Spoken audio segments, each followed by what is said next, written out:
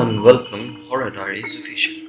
Today, this story is about Dr. Blood. Dr. Blood is a scary urban legend about a haunted cemetery in Lansing, Michigan. Legend has it that years ago a murderer named Dr. Blood committed horrible crimes there. They say that his ghost kills anyone who visits the cemetery on Halloween night. The legend of Dr. Blood begins with an old cemetery near Lansing, Michigan. A wealthy family with the last name Blood lived in the area, and they built the cemetery on the land sometime in the 1800s.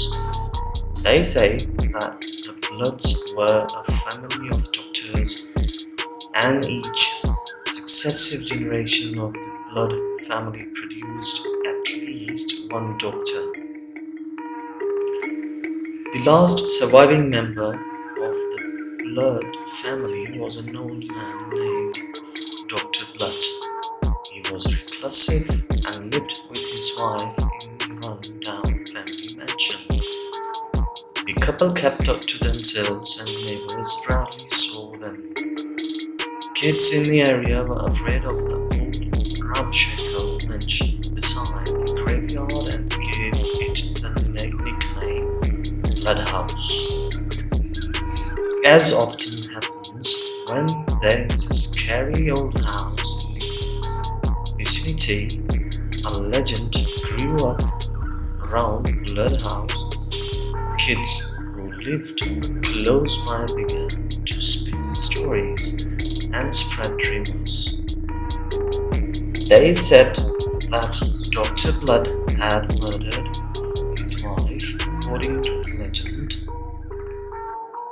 he had killed her with a shotgun, then chopped her body with an axe. When he was finished, he hung himself from a crooked tree in a cemetery.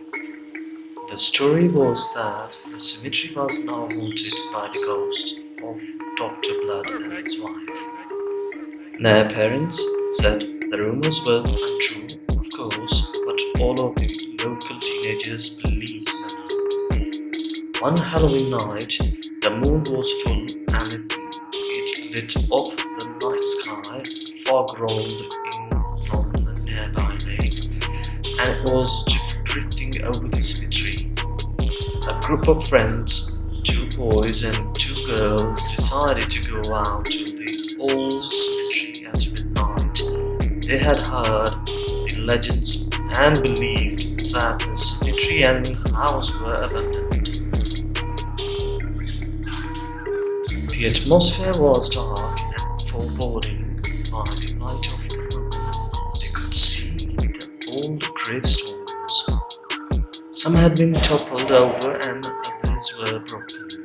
The cemetery was overgrown and the weeds were about knee-high. They stepped through the rusted iron gates and saw a sign hanging above them that read, "Blood Cemetery, keep out." One of the teenagers had planned to play a prank on the others. He had taken one of his mother's old white nightgowns, and when no one was looking, he hung it from the crooked tree in the cemetery.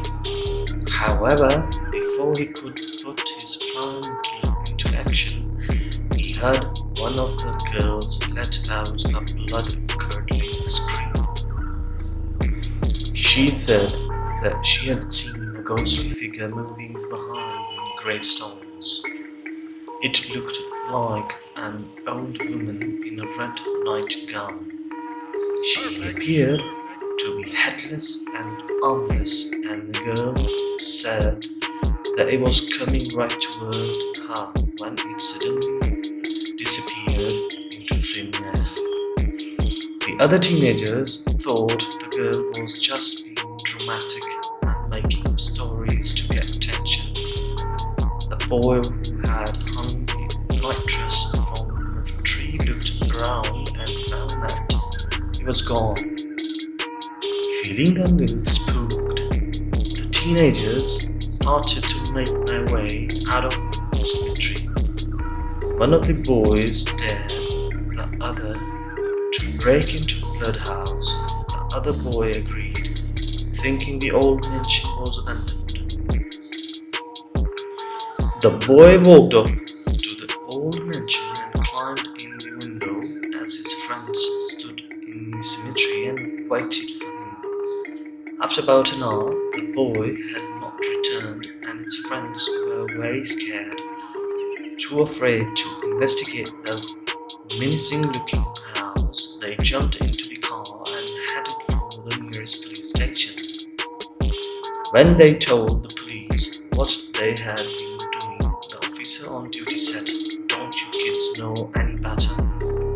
Old Dr. Blood lives up there and he doesn't like anyone trespassing on his property." The policeman drove out to the cemetery with the teenagers falling behind in their car. When they arrived, they were shocked to see that the old mansion was ablaze. The policemen called the fire department and they tried to put out the fire, but it raged out of control. They tried to put out the fire, but it raged out of control and Blood House was burned to the ground. When the flames were finally quenched, the firemen sifted through the rubble and found the charred remains of the teenage boy who had gone into the house. The other kids were devastated by the death of their friend and watched in horror as his burned corpse was carried out of the ruins. The most disturbing thing was that the boy's hands and feet had been tied with rope. Beside him, they found a shotgun and a bloody axe. In the morning light, the police searched the cemetery and found a freshly dug grave, but it had no headstone. When they unearthed it, they found a pine coffin. Inside lay the headless body of a woman. She was dressed in a red gown, and her arms, legs, and head had been cut off.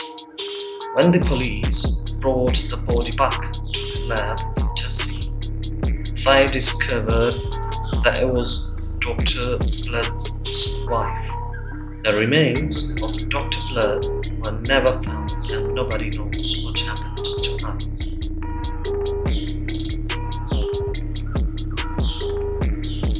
To him. Ever since then, they say that the ghost of Dr. Blood roams the cemetery at night, with a shotgun in one hand and an axe in the other. They say that his ghost kills anyone who visits the cemetery on Halloween night. One boy who went out to Blood Cemetery said he saw a ghost of an old man wandering around the graveyard as if he was lost. Another boy saw a ghostly apparition of a man carrying a dead body. The corpse appeared to be headless and armless. Another group of teenagers were exploring Bloody Cemetery at night when all of a sudden they heard a shotgun blast. They ran back to car and found that the windows had been shattered. Frightened, they fled and vowed never to go back. A teenage boy went down to Blood Cemetery riding his motorcycle. His girlfriend was sitting on the back of the bike. After taking photos in the old graveyard, they left. The motorcycle went out of control and crashed into a tree. The boy only suffered minor injuries, but the girl was paralyzed from the waist down. Even today, she is only able to walk with the aid of crutches. In 1989, two schoolgirls wanted to have some fun on Halloween night. After hearing the legend, they drove out to Blood Cemetery in a car went out of control and plunged into the nearby round lake. Both girls were trapped in the car and drowned. The county put up a fence around the cemetery with razor wire strung along the top to keep vandals and trespassers out. If you are ever out on Crown Lake Road and you see a full moon rising, don't visit Blood Cemetery. People say that when they go there at night, they get a distinct feeling that someone is there watching them. Teenagers in the area have one rule: never ever go to Blood Cemetery alone.